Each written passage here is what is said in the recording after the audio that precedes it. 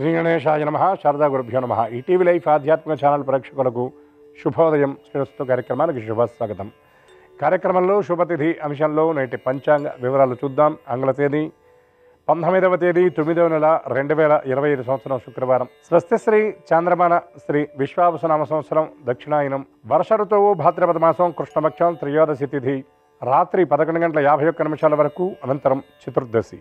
ఆశ్లేష నక్షత్రం ఉదయం 8:49 వరకు, అనంతరం మఖా నక్షత్రం. సిద్ధవియోగం రాత్రి 11:05 వరకు, అనంతరం సాధ్యయోగం.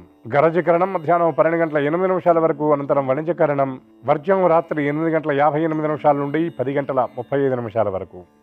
నేటి దుర్ముహూర్తం ఉదయం 8:29 నుండి 9:18 వరకు. తిరిగి దుర్ముహూర్తం 12:31 నుండి 1:19 వరకు.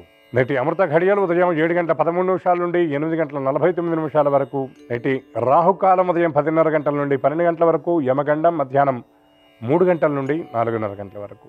ఇక ఈనాటి విశేషం, కృష్ణపక్షంలో వచ్చినటువంటి 13వ తిథి త్రయోదశి ఈ రోజున. మహాప్రదోషం అని పిలువబడేటటువంటి తిథి ఈ రోజున. మహాప్రదోషం అంటే కృష్ణపక్షంలో ప్రతి శుక్లపక్షంలో వచ్చేటటువంటి త్రయోదశిని ప్రదోష వ్రతమని, కృష్ణపక్షంలో వచ్చేటటువంటి త్రయోదశిని మహాప్రదోష వ్రతంగా చెప్తారు. సర్వసిద్ధి త్రయోదశి అని త్రయోదశికి ఉన్నటువంటి పేరు. సమస్త సిద్ధులను ప్రసాదించేది త్రయోదశి. ముఖ్యంగా కృష్ణపక్షంలో వచ్చినటువంటి ఈ త్రయోదశి భగవదారాధనకు చాలా విశిష్టమైన విశేషమైనటువంటి తిథిగా చెప్పబడుతుంది. అందులో ఈనాడు శుక్రవారం త్రయోదశి కలిసి రావటం, ఆశ్లేష నక్షత్రం కలిసి రావటం. ఆశ్లేషో రగసార్పాహి భుజంగో వ్యాళసంజ్ఞిక అని ఆశ్లేష నక్షత్రానికి ఉన్నటువంటి పేర్లు. సర్పదేవతలు అధిష్టానంగా ఉన్నటువంటి నక్షత్రం ఆశ్లేష నక్షత్రం. జాతకంలో సర్ప సంబంధమైనటువంటి దోషం ఉన్నటువంటి వాళ్ళు ఈ త్రయోదశి శుక్రవారం ఆశ్లేష నక్షత్రం సర్పబలి జరిపించుకోవడానికి, అట్లాగే మహాప్రదోషంలో అంటే ప్రదోష కాలంలో శివ పరివారంలో శివుడి వాహనమైనటువంటి వేదపాదుడు, తీక్ష్ణ శృంగుడు, ధర్మస్వరూపుడైనటువంటి వృషభం అంటే నందీశ్వరుడి కనుక కృష్ణ తిల తైలంతో అంటే నల్ల నువ్వుల నూనెతో అభిషేకం చేసి స్వామికి నూతన వస్త్రాన్ని సమర్పించి, సాధారణంగా గోవుల ఆ ఎద్దుల అలంకరణకు ఏవైతే మువ్వలు వినియోగిస్తారో, రంగురంగుల తాళ్ళు వినియోగిస్తారో వాటన్నిటిని అలంకారంగా సమర్పించి, ఉడికించిన లేదా నానబెట్టినటువంటి శనగలు గనక ఆ బసవన్న మెడలో కట్టినట్లయితే అజ్ఞాత దోషాలు అంటే తెలియకుండా ఉన్నటువంటి దోషాలు, అదృశ్య దోషాలు ఏవైతే ఉన్నాయో అవన్నీ కూడా చక్కగా తొలగిపోతాయి. అందులో ఈశ్వర ఆరాధన కూడా చేసిన తర్వాత ఈశ్వరుడికి నందీశ్వరుడికి కలిపి ఏకకాలంలో ఇచ్చేటటువంటి హారతి గనక తిలకించినట్లయితే కర్పూరం ఏ విధంగా అయితే కరిగిపోతుందో కర్మలు కూడా ఆ విధంగా కరిగిపోతాయని, ఆ దుష్కర్మల ఫలితాలు తొలగిపోతాయని, ఆ శివ నందుల యొక్క దివ్యానుగ్రహంతో పాటు శివ పరివారం యొక్క ఆ సమస్త అనుగ్రహం పరిపూర్ణంగా లభిస్తుందని పెద్దలు చెప్పినటువంటి మాట, శాస్త్రం చెప్పినటువంటి మాట.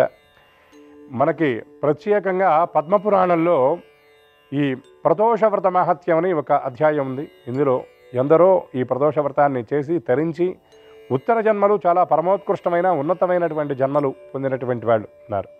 అటువంటి ఈ ప్రదోష వ్రతంలో ఈ రోజున యథాశక్తిగా అందరూ శివారాధన చేసి ఈశ్వరుడి యొక్క దివ్య కృపకు పరిపూర్ణంగా పాత్రలవుతారని అవ్వాలని ఆశిస్తూ శివనామస్మరణ పురస్సరంగా స్వస్తి.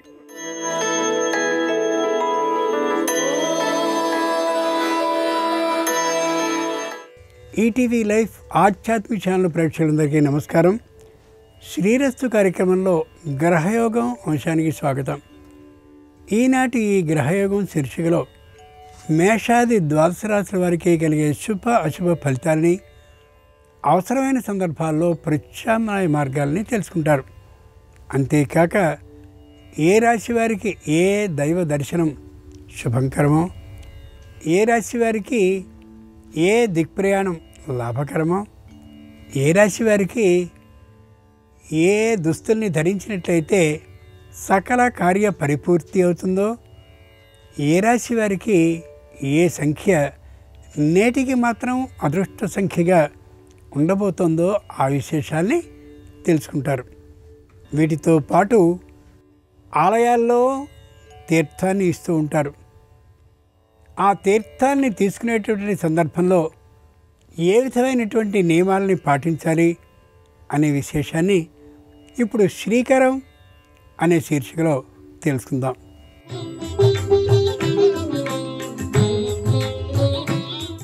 తీర్థ స్వీకరణకి సంబంధించి కొన్ని ముఖ్యమైన నియమాలని పాటించాలి.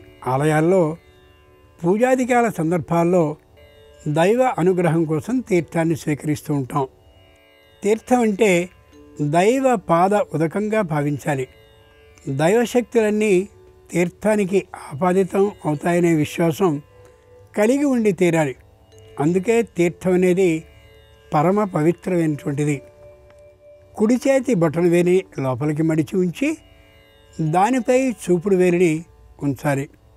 అప్పుడు అరచేయి ఆవు చెవి ఆకారంలో అంటే గోకర్ణ ఆకృతిలో కనిపిస్తుంది. అలా ఉంచి చేతిలో తీర్థ జలాన్ని స్వీకరించాలి. పవిత్రమైనటువంటి భావనతో 3 మార్లు తీర్థాన్ని స్వీకరించడం వల్ల దైవకృప సాకారం అవుతుంది అని ధర్మసింధువు పేర్కొంది.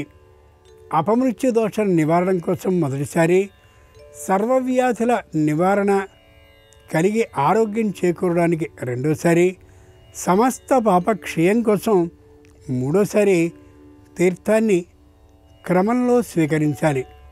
తీర్థాన్ని స్వీకరించాక శుద్ధ జలంతో చేతుల్ని పరిశుభ్రం చేసుకోవాలి తప్ప తలకి రాసుకోవడం సరైన పని కాదు. తీర్థ స్వీకరణ తర్వాత ఎంగిలి చేయి అవుతుంది కాబట్టి శిరస్సుని తాకించడం దోషావహం. తీర్థాన్ని ఎల్లప్పుడూ కూర్చుని మాత్రమే స్వీకరించడం శ్రేయస్కరం. కూర్చునే అవకాశం భక్త సందోహంలో అంటే భక్తులు ఎక్కువగా ఉన్నటువంటి సందర్భంలో కానీ ఉంటే తప్పనిసరిగా తీర్థాన్ని నిలబడి తీసుకోవడం చేయాలి. ముందుగా నేటి పంచాంగం. ఈరోజు బహుళ త్రయోదశి, శుక్రవారం, నక్షత్రం ఆశ్లేష, ఉదయం 8:49 వరకు, తదుపరి మఖ.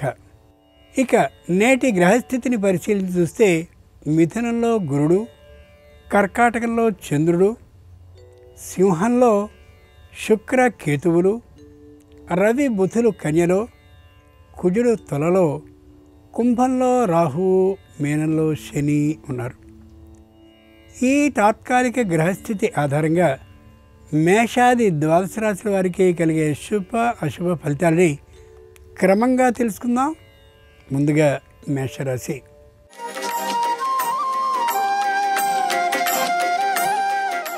ఈరోజు మేషరాశి వారి ఫలితాలని పరిశీలించి చూస్తే ప్రశాంతమైనటువంటి ఆలోచనతో ఉంటారు. అన్ని కార్యక్రమాలు విజయవంతం అవుతున్నటువంటి కారణంగా ఉత్సాహంగా ఉండగలుగుతారు. బంధువుల దగ్గర ఏ విధమైనటువంటి రుణాన్ని స్వీకరించకూడదు అనేటటువంటి గట్టి ఆలోచనకు వస్తారు. సంతానంతో కూడా ఆచి తూచి మాట్లాడుతూ వాగ్ వివాదాలకి అవకాశాన్ని ఇచ్చుకోరు.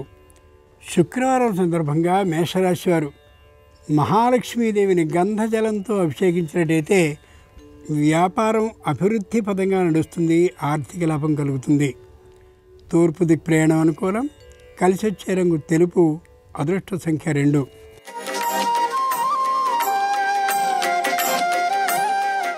ఈరోజు వృషభ రాశి వారి ఫలితాలని పరిశీలించి చూస్తే ఆర్థికమైనటువంటి అత్యాశ ఏర్పడే అవకాశం ఉండొచ్చు.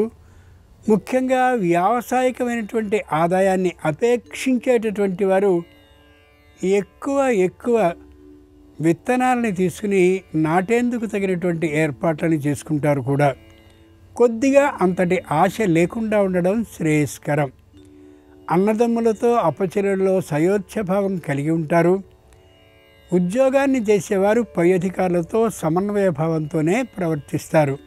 శుక్రవారం సందర్భంగా వృషభ రాశి వారు ధనలక్ష్మీదేవిని ఆవు పాలతో అభిషేకించినట్లయితే దాంతోపాటుగా పొంగలి నైవేద్యంగా సమర్పిస్తే ఆకస్మికమైన ధన లాభానికి అవకాశం ఉంటుంది. ఈశాన్య దిక్ ప్రయాణం అనుకూలం.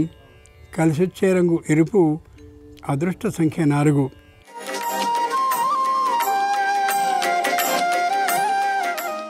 ఈరోజు మిథున రాశి వారు కుటుంబ సభ్యులతో కూడా ఆచి తూచి మాట్లాడడానికి కారణం ఉద్యోగంలో వారు పడుతున్నటువంటి ఒత్తిడి, శ్రమ మాత్రమే.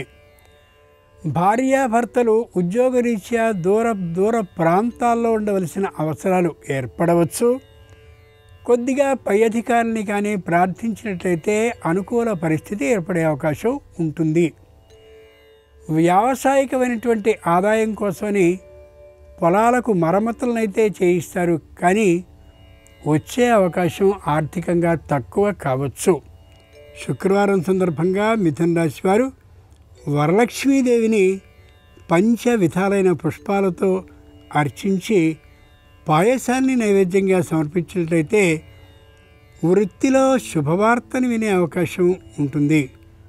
దక్షిణ దిక్ ప్రయాణం అనుకూలం. కలిసి వచ్చే రంగు పసుపు పచ్చన. అదృష్ట సంఖ్య 9.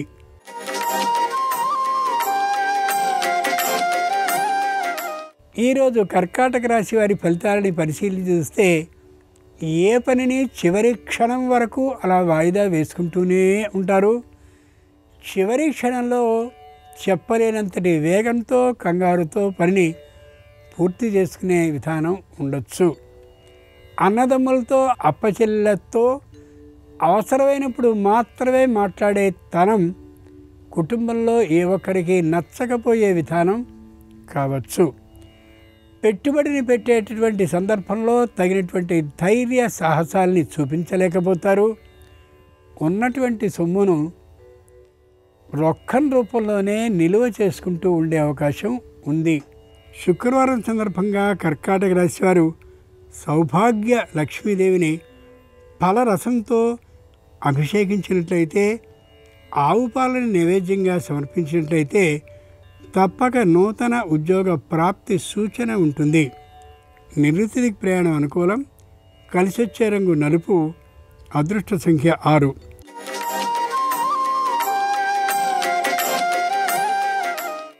ఈరోజు సింహరాశి వారి ఫలితాలని పరిశీలించి చూస్తే లోగడ చేసినటువంటి వ్యాపారాలకు సంబంధించినటువంటి చిన్న చిన్న లోపాలన్నింటినీ ఎంత ఆర్థికమైనటువంటి ఖర్చు కలిగినా సరిచేసుకుంటూ కనిపిస్తారు. శత్రువుల సంఖ్యని తగ్గించుకునేందుకు నిదానమైనటువంటి శైలిలో మాట్లాడుతూ ఉంటారు. పై అధికారులు విరోధించినటువంటి సందర్భంలో తమ వాక్ చాతుర్యంతో అనుకూలపరుచుకుంటూ కనిపిస్తారు. శుక్రవారం సందర్భంగా సింహరాశి వారు వైభవలక్ష్మీదేవిని కుంకుమతో అర్చించి గారెలను నైవేద్యంగా సమర్పించేటైతే నూతన ఉద్యోగ ప్రాప్తి వేతన ఆధిక్యంతో లభించే అవకాశం ఉంటుంది. పశ్చిమ దిక్ ప్రయాణం అనుకూలం. కలిసి వచ్చే రంగు నీలం. అదృష్ట సంఖ్య 7.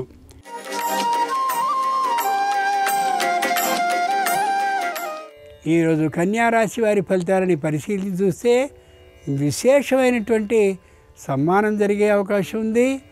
విశేషమైన రాజ సందర్శన అవకాశం కూడా గోచరిస్తోంది.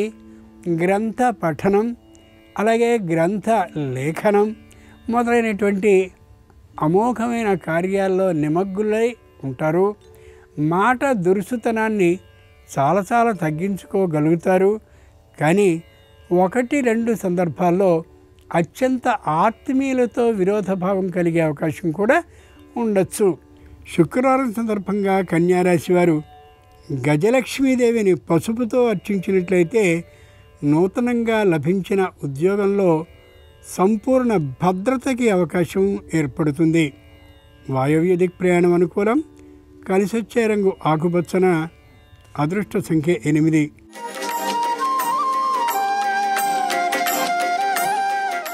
ఈరోజు తులారాశి వారి ఫలితాలని పరిశీలించి చూస్తే ప్రతి విషయంలోనూ ఆచితూచి మాత్రమే అడుగేస్తూ ఉంటారు.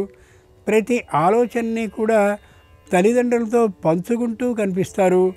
మిత్రులతో వ్యవహార ధోరణితోనే ఉంటారు తప్ప మైత్రి వ్యవహారంతో ఉండే అవకాశమే లేదు. ఇంతకుముందు పెట్టుబడి పెట్టినటువంటి ముఖ్యమైన సంస్థ గురించినటువంటి ఆ ఆలోచనలతో ఉంటారు. వాటి గురించిన సమాచారాన్ని సేకరించుకుంటూ ఉంటారు. శుక్రవారం సందర్భంగా తులారాశి వారు సంతాన లక్ష్మీదేవిని ఆరాధించి దధ్యోదనాన్ని నైవేద్యంగా సమర్పించినట్లయితే నూతన సంతాన సూచన కలిగే అవకాశం ఉంటుంది. ఉత్తర దిక్ ప్రయాణం అనుకూలం. కలిసి వచ్చే రంగు ఆకుపచ్చన. అదృష్ట సంఖ్య 8.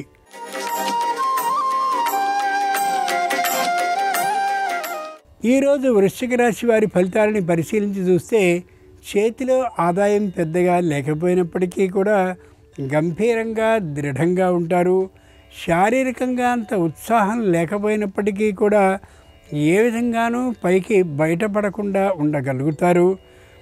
అందరితోనూ సమన్వయ భావంతోనే ఉంటారు తప్ప ఎవరితో దగ్గరగా ఉండాలో ఎవరితో దూరంగా ఉండాలో ఆ ఆలోచనని దృఢంగా చేసుకుని ఉంటారు.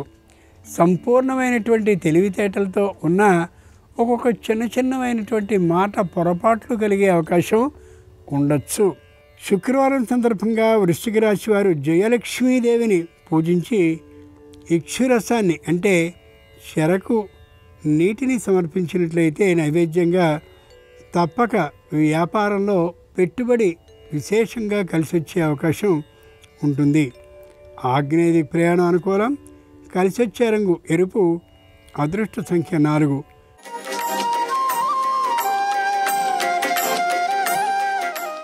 ఈరోజు ధనురాశి వారి ఫలితాలని పరిశీలించి చూస్తే కట్టె విరగగొట్టినట్టుగా ఉంటుంది మాట్లాడే ధోరణి. ఎవరిని లక్ష్య పెట్టకుండా ఉండేటటువంటి పద్ధతిలో ఉంటారు.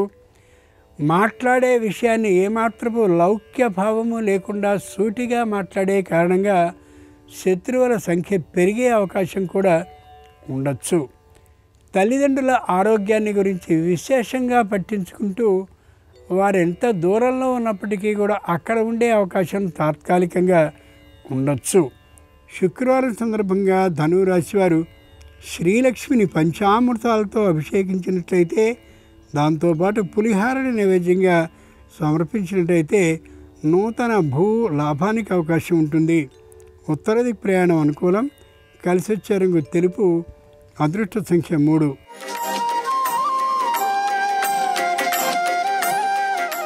ఈరోజు మకర రాశి వారి ఫలితాలని పరిశీలించి చూస్తే తమకు ఈ వ్యాపార నష్టం కలగడానికి కావలసిన పరిస్థితులు ఏమిటో వారే అంచనా వేసుకోగలుగుతారు. పరిస్థితి ఏ విధంగా చక్కదిద్దుకోవాలో చక్కదిద్దబడాలో ఓ ప్రణాళికని వేసుకుంటారు. సంపాదించినటువంటి ఆస్తులలో స్థిరమైన వాటిలో ఒకదాన్ని తీసివేస్తే బాగుంటుందనే నిర్ణయానికి కూడా వస్తారు. అయితే చేయకపోతారు. ముఖ్యంగా వ్యాపారానికి మూలస్తంభాయమైనటువంటి ఒక వ్యక్తి ఆరోగ్యం చక్కగా ఉండే కారణంగా ఇప్పుడు వ్యాపారం మళ్ళీ తిరిగి పుంజుకునే అవకాశం ఉండొచ్చు. శుక్రవారం సందర్భంగా మకర రాశి వారు విద్యాలక్ష్మీదేవిని పరిమళ జలాలతో అభిషేకించినట్లయితే తప్పక సంతానానికి చక్కనైనటువంటి విజయలాభం కలుగుతుంది. పరీక్షల్లో ఉద్యోగ ప్రాప్తి విశేషంగా కలిగే అవకాశం ఉండొచ్చు కూడా. ఉత్తర దిక్ ప్రయాణం అనుకూలం. కలిసి వచ్చే రంగు నీలం. అదృష్ట సంఖ్య 9.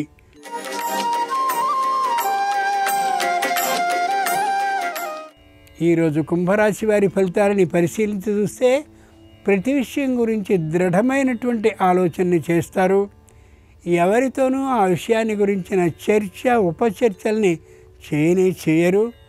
తల్లిదండ్రులతో అవసరమైనటువంటి సందర్భంలో వ్యతిరేకించవలసి వచ్చినప్పటికీ కూడా కుటుంబపు కట్టుబాటు కారణంగా కలిసిమెలిసే ఉంటారు తప్ప పైకి మాత్రము బయటపడడాన్ని చూపించరు. సంప్రదాయాన్ని విశేషంగా పాటిస్తారు. ఏ విధమైనటువంటి సంస్కార లోపము లేకుండా ఉంటారు.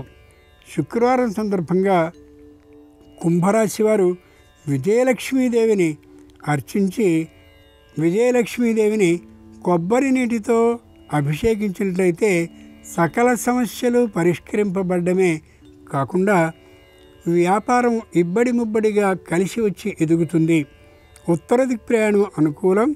కలిసి వచ్చే రంగు ఆకుపచ్చన. అదృష్ట సంఖ్య 8.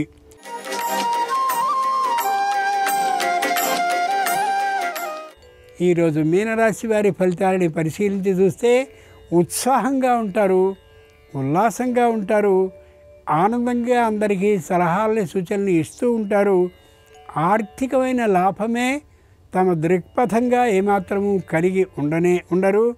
అందరికీ తలలో నాలుకల్లా ప్రవర్తిస్తూ ఉంటారు. ఆర్థికమైనటువంటి లాభం బాగా ఉన్నా ఆరోగ్యం కొద్దిగా సరిగా లేనటువంటి కారణంగా వైద్య సేవని చేయించుకుంటూ కనిపిస్తారు. శుక్రవారం సందర్భంగా మీనరాశి వారు విజయలక్ష్మీదేవిని తేనెతో అభిషేకించినట్టయితే ఆగిన పనుల్లో శీఘ్రమైన కదలికలు కలుగుతాయి. ఆర్థిక లాభం విశేషంగా కలుగుతుంది. ఈశాన్య దిక్ ప్రయాణం అనుకూలం. కలిసొచ్చే రంగు తెలుపు. అదృష్ట సంఖ్య 3. ఇవి ఈనాడు ద్వాదశ రాశుల వారికి కలిగే శుభ అశుభ ఫలితాలు. ఈరోజు శుక్రవారం అయినటువంటి సందర్భంగా ఆ లక్ష్మీదేవి అనుగ్రహం సర్వరాశుల వారికి సంపూర్ణంగా కలగాలని హృదయపూర్వకంగా ప్రార్థిస్తూ స్వస్తి.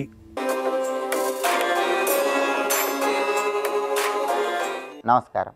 ఈరోజు శుక్రవారం.